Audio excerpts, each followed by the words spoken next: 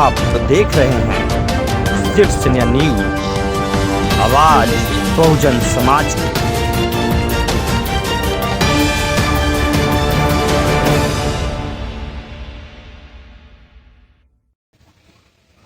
जय भीम, नमो बुद्धाय, जय मूल्यवासी। मैं इंद्रजीत और आप देख रहे हैं सिर्सनिया न्यूज। साथियों, मैं आप लोग बीच कुछ दिनों से वीडियो को अपलोड नहीं कर रहा था, कुछ कारणवश। अभी मैं आप लोगों के बीच आया हूं और आप लोगों को कुछ ऐसी बातें बताने जा रहा हूं जिसे सुनकर के कुछ लोग अचंभा हो जाएंगे। अभी शादी की माहौल ज़्यादातर चल रही है। गांव में, शहरों में शादी ज़्यादातर हो रही है। और आप जानते हैं कि भारत में रहने वाले व्यक्ति जो हिंदू धर्म के रीति रिवाज से जो शादी करते हैं, वो असल में हिंदू धर्म नहीं कह सकते हैं, ब्राह्मणी धर्म कह सकते हैं, ब्राह्मण धर्म। तो ब्राह्मण धर्म में जो शादियां होती हैं और उसमें जो मंत्र पढ़े जाते हैं, वो मंत्र के द्वारा जो शादी कराई जाती है, असल में वह मंत्र क्या है और मंत्र का मतलब क्या होता है, क्यों ब्राह्मण उस मंत्र को हिंदी में न बोल करके संस्कृत में बोलते हैं और संस्कृत में बोलने के बाद जो दक्षिणा जो मांगना होता है वो हिंदी में मांगते हैं। और हमारे SC ST OBC समाज के लोग जो ब्राह्मणी धर्म से शादी कराते हैं, तो उसमें देखा जाता है कि उस मंत्र के मतलब कुछ नहीं जानते हैं। सिर्फ परंपरा के नाम पे वो मंत्र को समझे या न समझे, उससे कोई मतलब नहीं है। उस मंत्र को सिर्फ परंपरा के नाम पर मंत्र को सुन करके और शादी विवाह कराते हैं। आपको मैं फोटोज के माध्यम से दिखाना चाहूँगा कि अभी लगातार भारत में और ख़ास करके जहाँ पे मैं हूँ बिहार में वैशाली ज़िला से लगातार जो है कि अभी शादी बौद्ध रीति से, लगातार बौद्ध रीति से भी शादी हो रहा है, जिसमें कोई ब्राह्मण नहीं होता। तो मैं आप लोगों को जो बताने आया हूँ कि आज जो ब्राह्मण रीति से शादी जो आजकल हो रहे हैं और सदियों से परंपरा मान के लोग जो करते आ रहे हैं, तो उस मंत्र का सच्चाई क्या है? क्या उस मंत्र में हमारे समाज के लोगों को अच्छा कह के गए हैं, अच्छा कह के जाते हैं, या गाली शब्द दे के जाते हैं? ये आप लोगों को आज मैं बताने के लिए आप लोगों के बीच आया हूँ। तो शुरू करते हैं। ब्राह्मण शादियों में जो मंत्र पढ़ता है उसका अर्थ जानिए।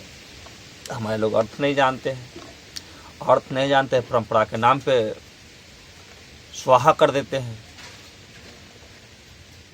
मंत्र जो पढ़ते हैं शादी के समय, जिस समय कन्यादान की जो परंपरा कहा जाता है, कन्यादान, उस समय की जो मंत्र पढ़ा जाता है, ओम श्री दीपत गणपति गुंगवामहे,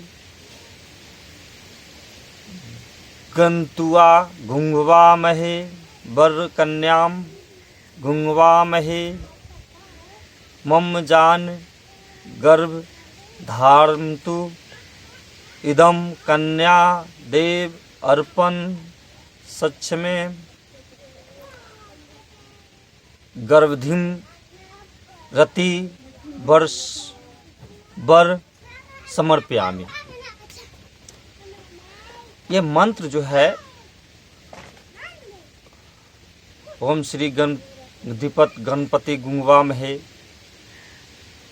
घंतुआ गुंगवामहे, ये मंत्र का अर्थ जो हिंदी में होता है ओम श्री गणपति गुंगवामहे, ये संस्कृत में बोलते हैं। उसका हिंदी में जो अनुवाद किया गया है, कुछ SC/ST OBC के जो लोग इस संस्कृत को समझे हैं, उसको हिंदी में अनुवाद किए हैं। वो मैं खास करके श्रेय देना चाहूँगा अभी यूपी के जो शिवशंकर यादव है, शुद्ध, जिनको अपने नाम में शूद्र शिवशंकर सिंह यादव लगाते हैं, तो उन्होंने इसका अनुवाद हिंदी में किया है। तो जो मंत्र पढ़ा जाता है ओम श्री गणपति गुंगवामहे, इसका हिंदी में अनुवाद किए हैं। कहते हैं घर के मुखिया गूंगा बहरा है, इसके रिश्तेदार गूंगे बहरे हैं, वर कन्याम गुंगवामहे, इसका मतलब है वर कन्या भी गूंगे बहरे हैं। पंतुआ वसु मम जान, कहते हैं गर्भ धर्म तु इदम कन्या देव अर्पण, सक्षम में प्राणों के प्रिय तुम मेरे मन में बसी हो, मुझे जानो मैं कन्या को गर्भवती करने में सक्षम हूँ। लिखते हैं गर्भधिम इति वर समर्पयामि, इस कन्या को मुझे अर्पण कर दो, मैं इसे गर्भवती करके वर को समर्पित कर दूंगा। पुरोहित बोले स्वाहा। स्वाहा का अर्थ है स्वाहा, यानी लड़की के माता पिता से जो मांगा गया वह दो। तो साथियों, मैं आप लोगों को इस मंत्र के हिंदी में जो अनुवाद है इसको बताने की कोशिश किया हूँ। क्या कोई भी SC/ST OBC जो इस तरह की ब्राह्मणी रीति से शादी कराते हैं, कहाँ तक सही है? इस मंत्र के द्वारा जो देखा जाए तो जो पति होते हैं वो चौथा पति होते हैं। इन्होंने इस लेख में एक चीज़ और भी बताया है कि चौठारी क्या होता है, इस पर भी बताए हैं।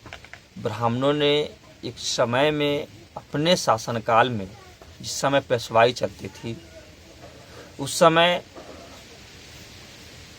जो SC/ST OBC की बहू बेटी थी, जिसको नई नवेली शादी होता था, उस शादी में जो शादी होता था, शादी का 3 दिन शुद्धिकरण के नाम पर कन्या को 3 दिन ब्राह्मणों के पास रहना पड़ता था, और 3 दिन के बाद चौथा दिन पति जो जिससे शादी होता था उसके साथ जाना होता था, उसके घर जाता था।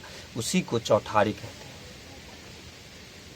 क्या आज SC/ST OBC इस चीज़ को बर्दाश्त करने को तैयार है? क्या ऐसा होने पर ऐसा बर्दाश्त करेंगे कि अपने बेटी को, अपने बहू को ब्राह्मणों के पास 3 दिन के लिए शारीरिक संबंध बनाने के लिए? मैं क्लियर कहना चाहूँगा, वो शुद्धिकरण क्या था? शुद्धिकरण ब्राह्मणों के साथ शारीरिक संबंध बनाने को ही शुद्धिकरण कहा जाता था, यानी कि ब्राह्मणों के घर जाकर के 3 दिन रह करके और शुद्धिकरण के नाम पर रखा जाता था। तो आज क्या SC/ST OBC ऐसे करने को तैयार है? अगर नहीं तो आप लोग इस वीडियो में कमेंट जरूर करें कि आखिर में आप लोगों की सोच क्या है, आप लोग की प्रतिक्रिया क्या है इस मंत्र के द्वारा। जो ब्राह्मण शादी में जो मंत्र पढ़ा जाता है, इस ब्राह्मण रीति से जो शादी होती है, इससे शादी के प्रति आप लोगों की क्या सोच है?